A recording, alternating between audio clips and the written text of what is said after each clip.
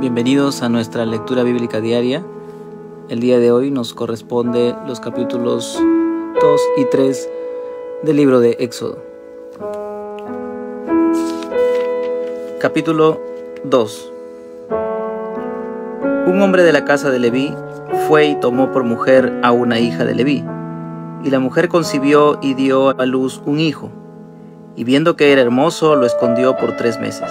Pero no pudiendo ocultarlo por más tiempo, tomó una cestilla de juncos y la calafateó con asfalto y brea. Entonces puso al niño en ella y la colocó entre los juncos a la orilla del Nilo. Y la hermana del niño se puso a lo lejos a ver qué le sucedería. Y la hija de Faraón bajó a bañarse al Nilo, y mientras sus doncellas se paseaban por la ribera del río, vio la cestilla entre los juncos y mandó a una criada suya para que la trajera. Al abrirla vio al niño, y he aquí el niño lloraba, y le tuvo compasión y dijo: Este es uno de los niños de los hebreos. Entonces la hermana del niño dijo a la hija de Faraón: ¿Quieres que vaya y te llame una nodriza de las hebreas para que te críe al niño? Y la hija de Faraón le respondió: Sí, ve. Y la muchacha fue y llamó a la madre del niño, y la hija de Faraón le dijo: Llévate a este niño y críamelo, y yo te daré tu salario. Y la mujer tomó al niño y lo crió. Cuando el niño creció, ella lo llevó a la hija de Faraón y vino a ser hijo suyo. Y le puso por nombre Moisés, diciendo: Pues lo he sacado de las aguas. Y aconteció que en aquellos días, crecido ya Moisés, salió a donde sus hermanos y vio sus duros trabajos, y vio a un egipcio golpeando a un hebreo, a uno de sus hermanos. Entonces miró alrededor, y cuando vio que no había nadie, mató al egipcio y lo escondió en la arena. Y al día siguiente salió y vio a 2 hebreos que reñían, y dijo al culpable: ¿Por qué golpeas a tu compañero?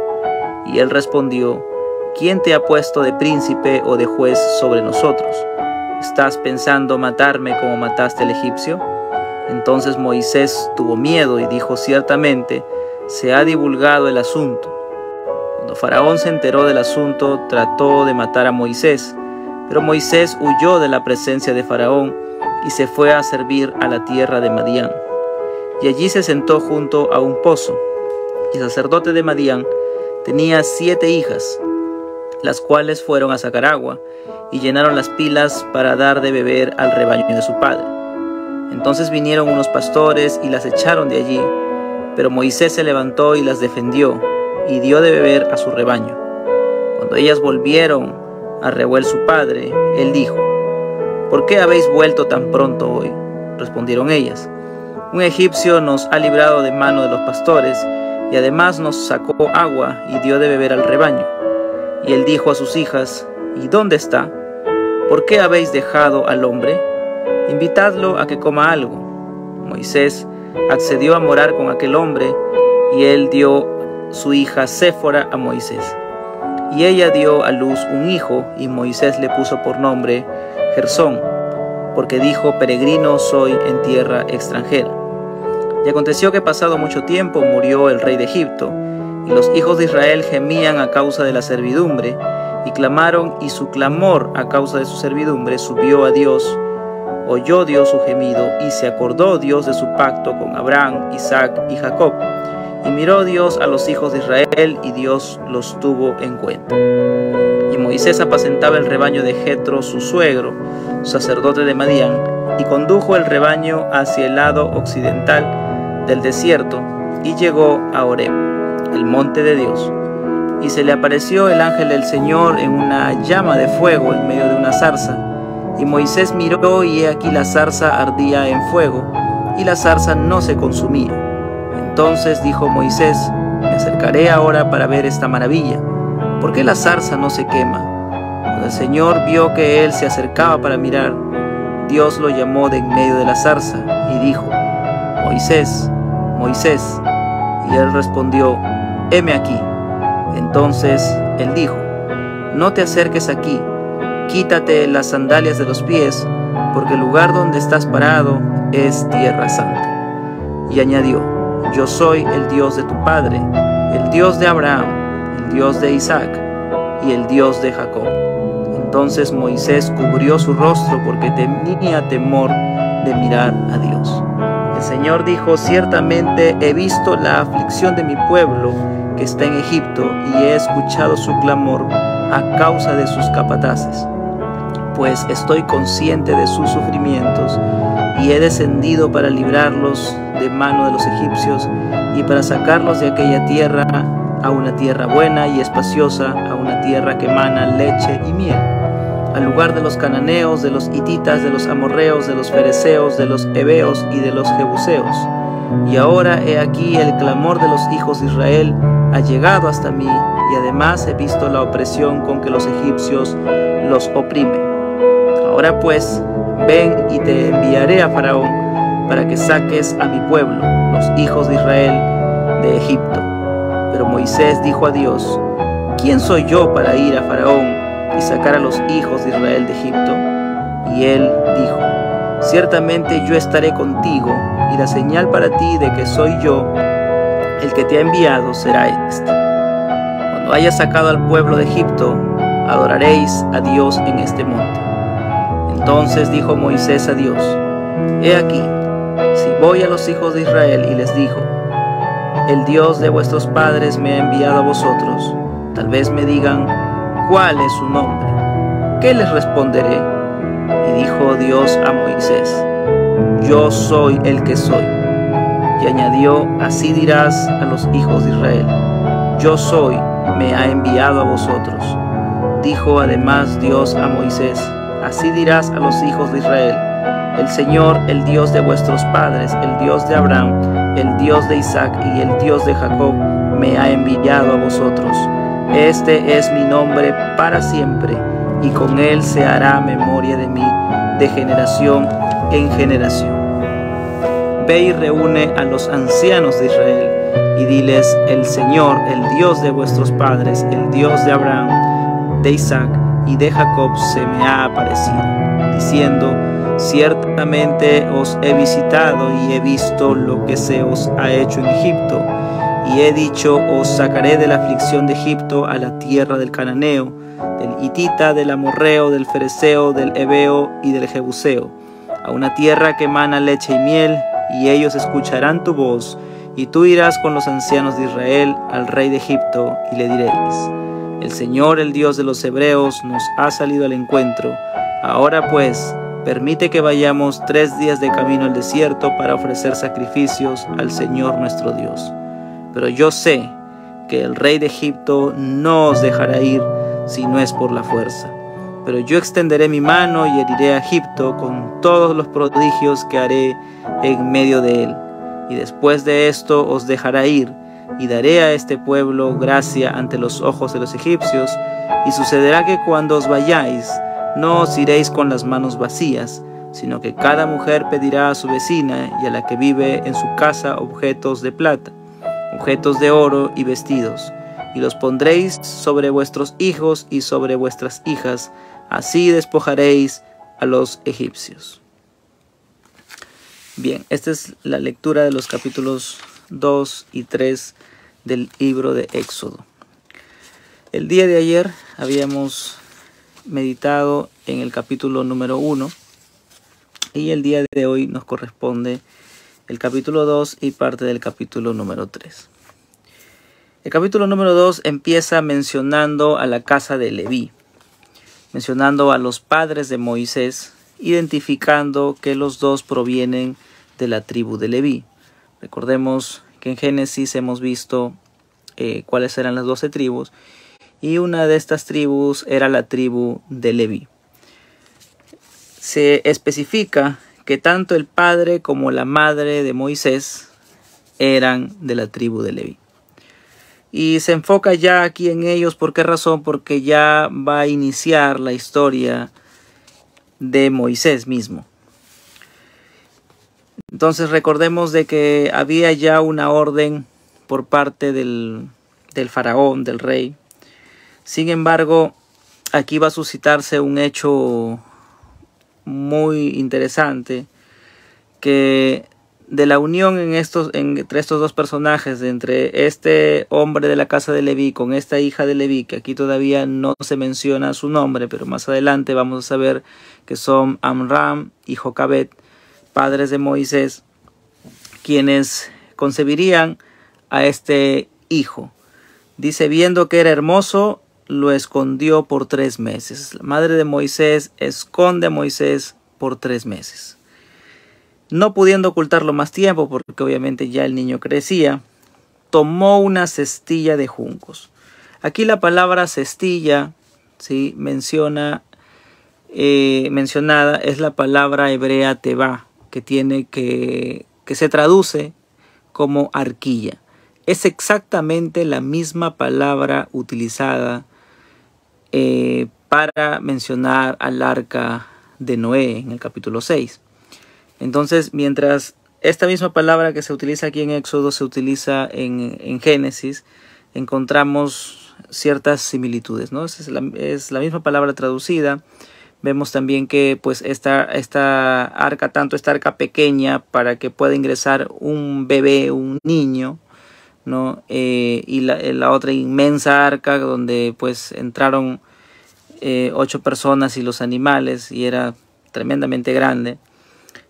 Cumplieron una misma función, ¿no? Cumplieron una misma función y fueron hechos por hombres y mujeres obedientes, ¿no? Tanto una como la otra.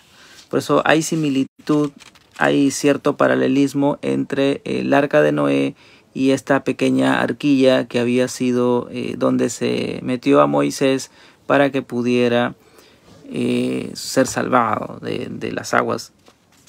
De modo de que tenían que morir los niños varones. Sin embargo, esta arquilla sería ese medio de salvación.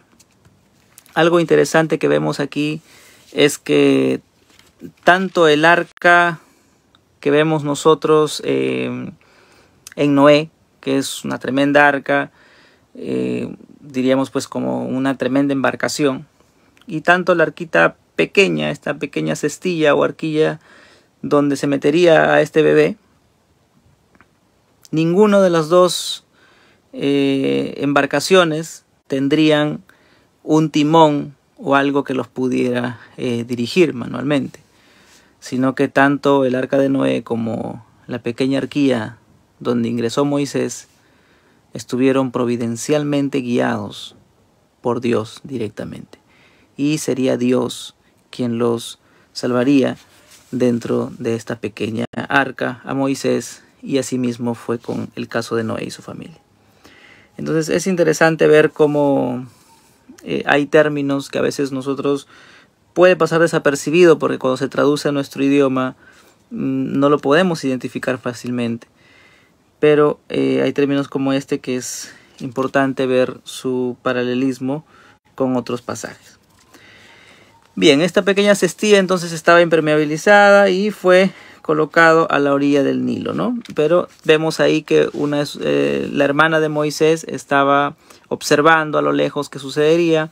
Más tarde vamos a saber que esta hermana de Moisés, Miriam, ¿no?, sería quien estaría ahí. Probablemente ella sería una niña pues más grande, no especifica más aquí detalles, pero asumimos que sería lo suficientemente grande para poder observar. Es más, ella luego se acerca a la hija de Faraón para poder consultarle si necesitaba una nodriza.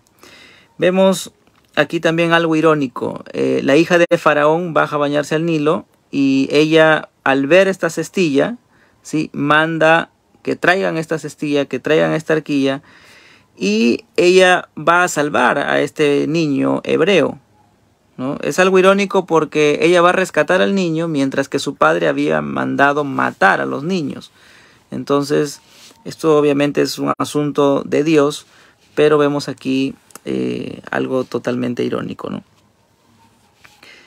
Luego vamos a ver en el versículo 9, dice: la hija de Faraón le dijo: llévate a este niño y críamelo. ¿A quién? La nodriza que se había escogido era la misma madre de Moisés. Por consiguiente, entendemos que es ahí donde Moisés recibiría las primeras enseñanzas, habría sido él criado como un hebreo, habría aprendido ahí el idioma con su madre, habría escuchado probablemente la historia del pacto, las promesas, los cantos, habría oído acerca de Dios y acerca de las promesas de Dios, porque él creció allí con su madre, él creció, fue criado esos primeros años como hebreo. Entonces esto sería importante porque crearía pues raíces en Moisés para lo que va a suceder en el futuro, ¿no? Entonces, si esto lo comparamos con el Nuevo Testamento, hallaríamos, digamos, un poquito más de panorama. Voy a utilizar solo un pasaje para que nos abra un poquito el panorama. Hebreos 11:24 menciona que Moisés rehúsa ser llamado hijo de la hija de Faraón y él prefiere ser maltratado con el pueblo de Dios. Entonces hay algo interesante, que muchos pasajes que nosotros vamos a encontrar aquí los vamos a poder más adelante en el Nuevo Testamento aclarar un poquito más, ¿no? Algunas sombras, algunas cosas que nos pueda quedar en duda van a ser aclaradas o mejor interpretadas por la Escritura misma en el Nuevo Testamento. Bien, luego seguimos avanzando y vemos que sucede un hecho, ¿no? Dice Moisés: aconteció que en aquellos días ya había crecido, sale a sus hermanos y vio que estaban en los duros trabajos. ¿Qué sucede? Moisés mata a un egipcio. Cuando Moisés mata a un egipcio, esa fue la primera vez en la cual Moisés va a ir en contra, va a enfrentar, digamos, a la injusticia, ¿sí?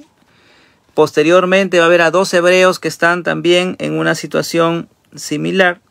Y es ahí donde Moisés va a procurar meterse. Una vez más Moisés va a intervenir, ¿sí?, ante una situación de injusticia y va a buscar proteger a los débiles.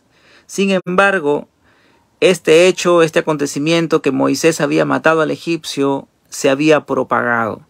Y aquí estas personas, estos hebreos, probablemente no habrían entendido, ¿no?, qué es lo que Moisés pretendía o qué es lo que Moisés habría hecho al buscar defender o rescatar a los hebreos.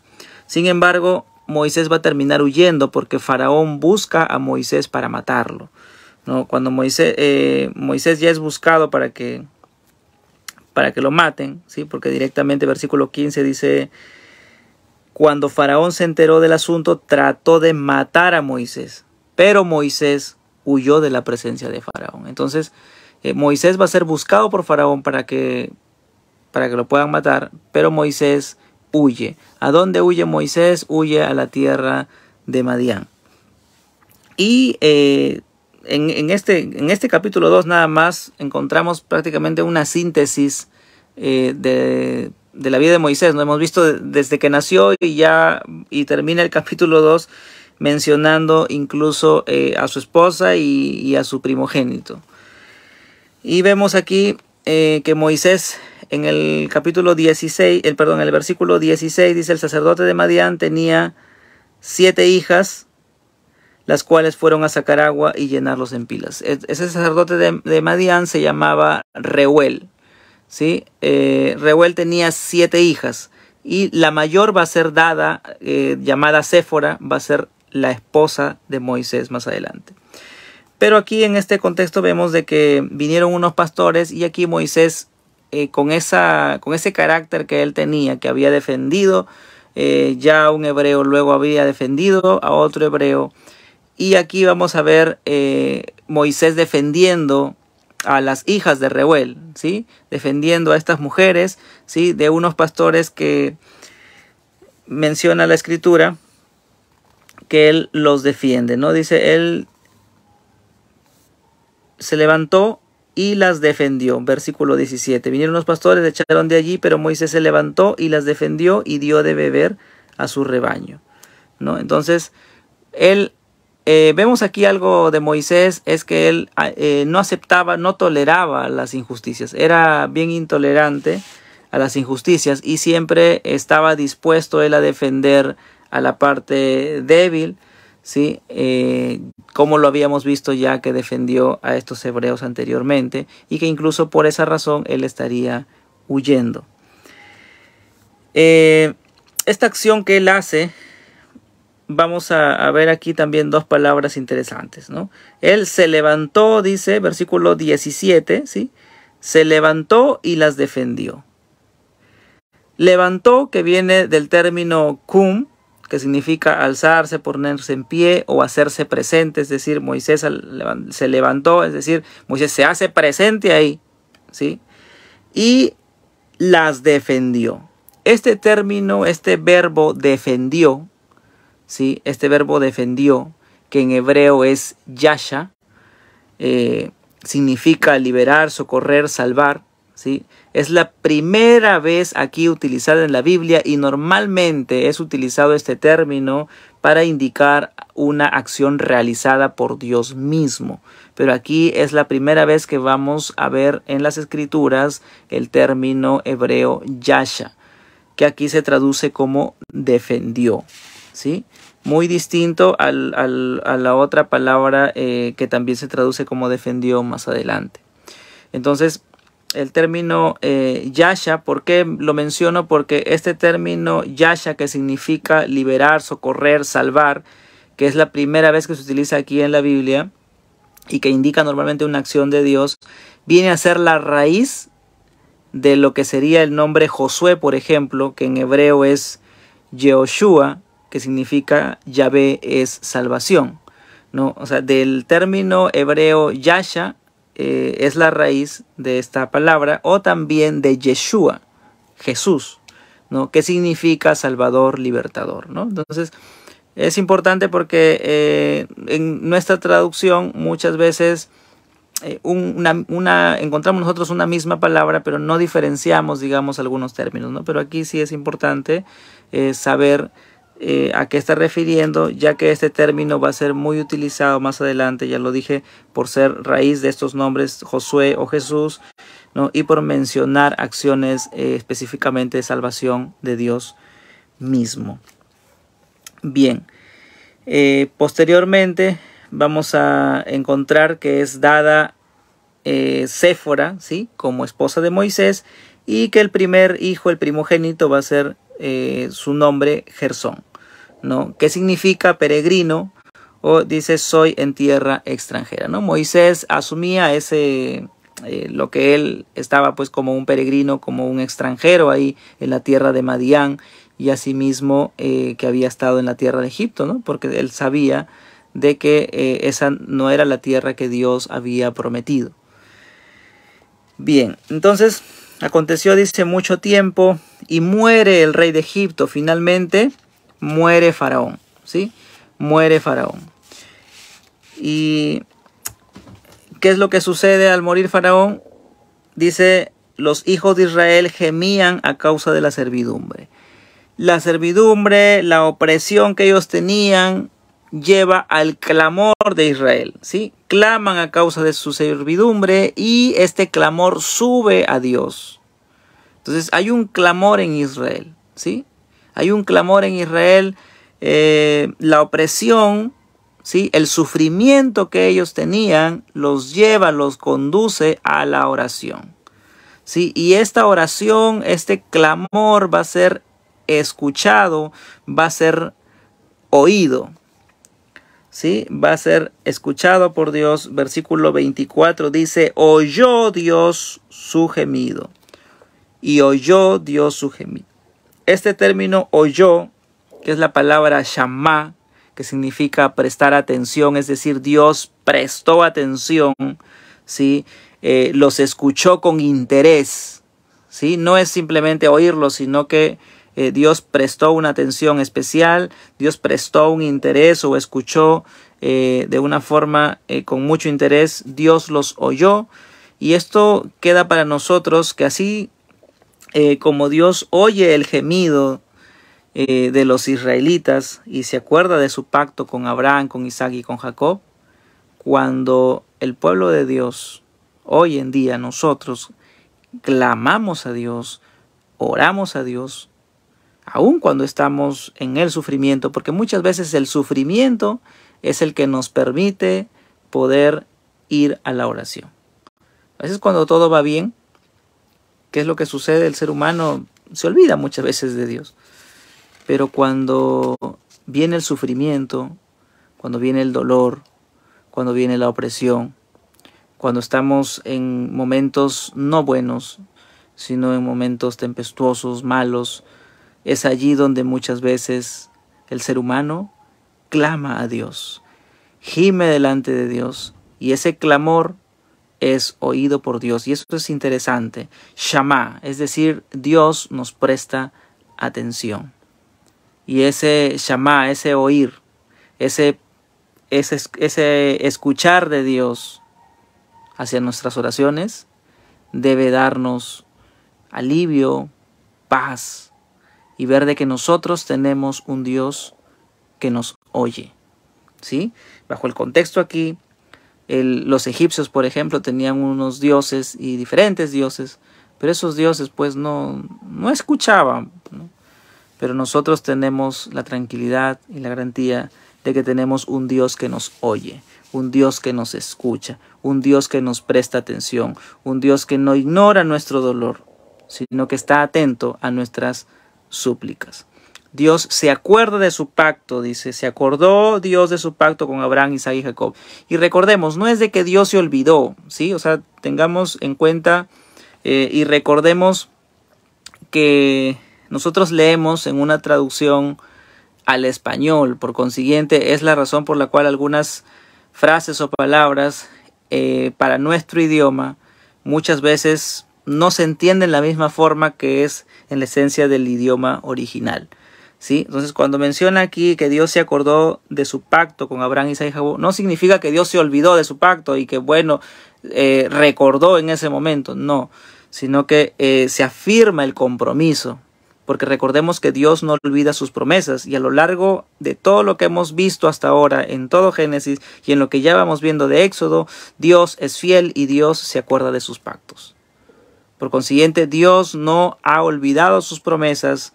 Dios tiene claro sus promesas y va a reafirmar sus promesas aquí en ese momento, ¿no? Entonces Dios se acuerda de este pacto y miró Dios a los hijos de Israel y Dios los tuvo en cuenta, ¿no? Qué interesante, qué bonito lo que vemos aquí de parte de Dios, y esto debe llevarnos a reflexión a nosotros. Entonces, ¿cuál es la acción que debemos tener nosotros como seres humanos? Es clamar a Dios, orar a Dios, buscar a Dios, porque Dios nos oye. Tengamos la garantía, la tranquilidad, aun cuando pensemos de que no está pasando nada en nuestra vida, pero tú levantas una pequeña o grande o mucha oración, un tremendo clamor a Dios, porque debemos conducirnos en la oración y debemos clamar a Dios. Cuando empezamos a clamar a Dios, recuerda, Dios nos oye. Dios presta atención a nuestras súplicas. Clamemos a Dios porque Dios no olvida sus promesas. Dios es fiel, ¿sí? Y Él está atento a nosotros. Él nos tiene en cuenta. Vemos ya en el capítulo 3, ¿sí? En la primera parte del capítulo 3, menciona que Moisés apacentaba el rebaño de Jetro, su suegro, sacerdote de Madián. ¿Sí? Habíamos visto el nombre Reuel, pero ahora menciona Jetro. Probablemente Jetro sería quizás un título, ya que Jetro significa excelencia o abundancia, ¿sí? Y aquí lo identifica como el suegro de Moisés, por consiguiente es la misma persona, ¿sí? Es sacerdote de Madián. En el versículo número 2, ¿sí? Bueno, en el versículo 1 encontramos también que menciona Horeb, ¿sí? El monte de Dios, ¿no? Esto sería ya algo que estaría pensando en el futuro, ya que este monte en Horeb sería ya instituido este monte, ¿no? Donde Dios pues se va a glorificar y sería puesto como el monte de Dios. Se le aparece el ángel del Señor, versículo 2. ¿A qué refiere el ángel del Señor? Acá una vez más vemos una teofanía, como ya ha sucedido anteriormente en Génesis. Vemos aquí la presentación del ángel del Señor. De una forma muy especial, dice, en una llama de fuego en medio de una zarza. Y Moisés miró y aquí la zarza ardía en fuego y la zarza no se consumía. Obviamente aquí estaba sucediendo algo sobrenatural y esto sobrenatural llamaría la atención de Moisés. Y Moisés lo que va a buscar es indagar, es averiguar qué es lo que estaba sucediendo, qué es lo que está pasando.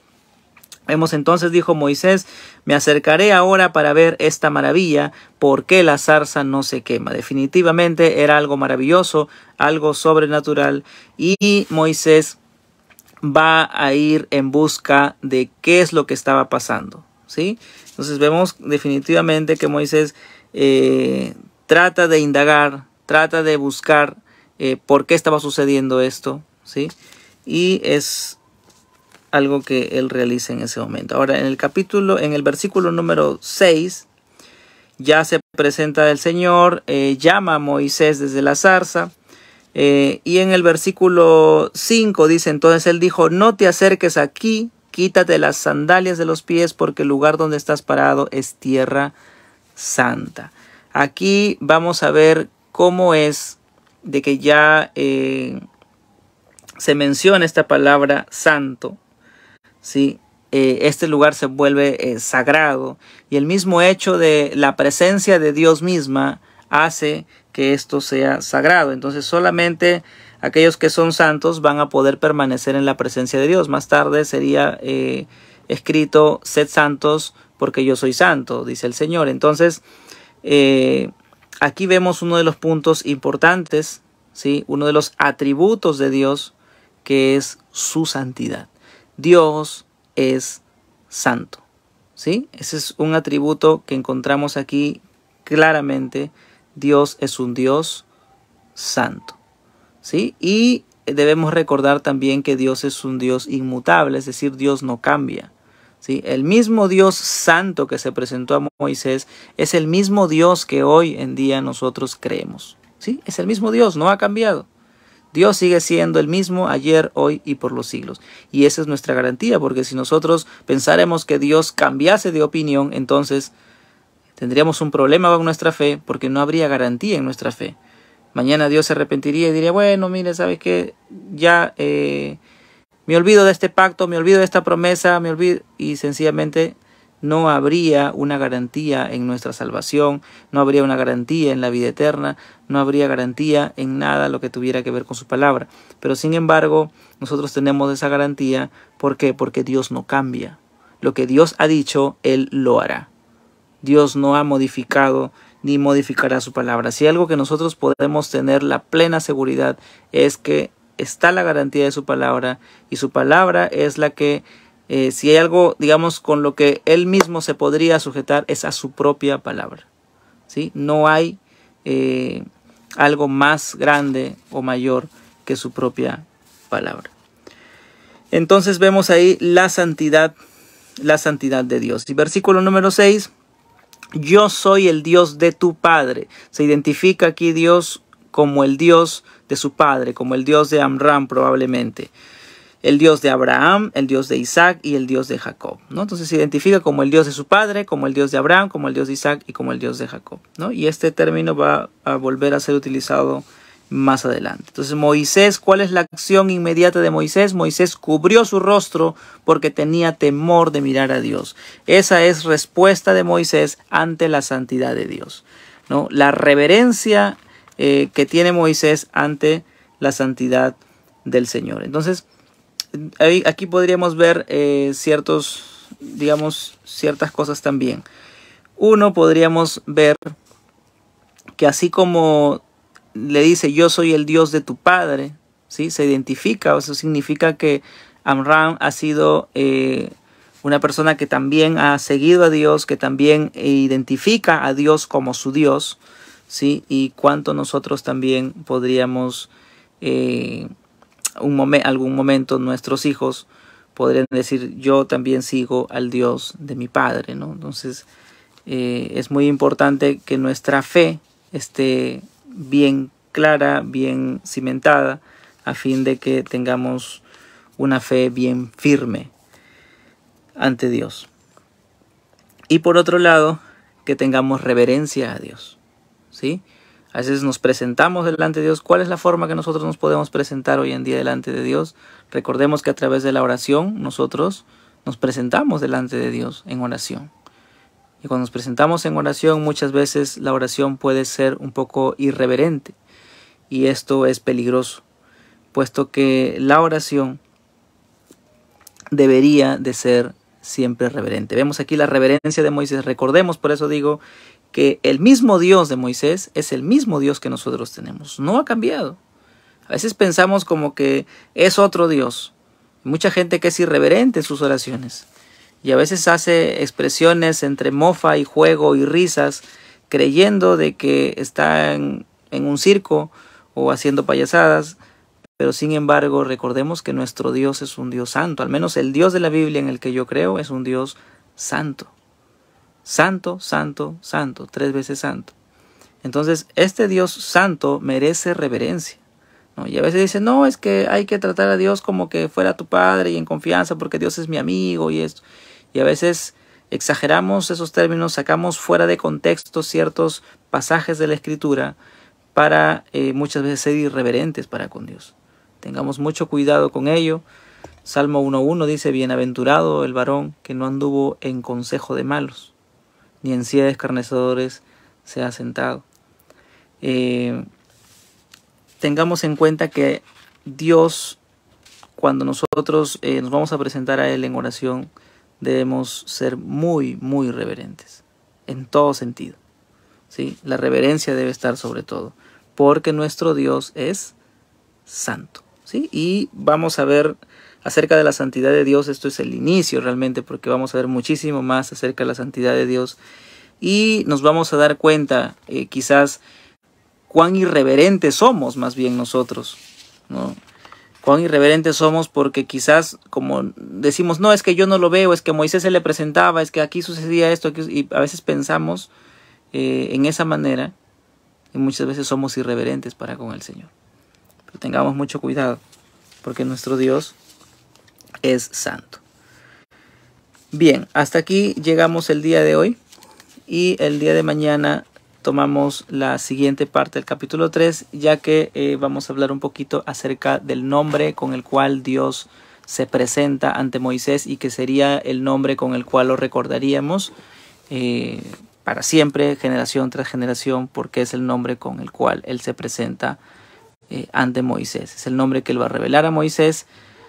Y vamos a hablar el día de mañana un poquito acerca del nombre de Dios, ¿no? Muy bien.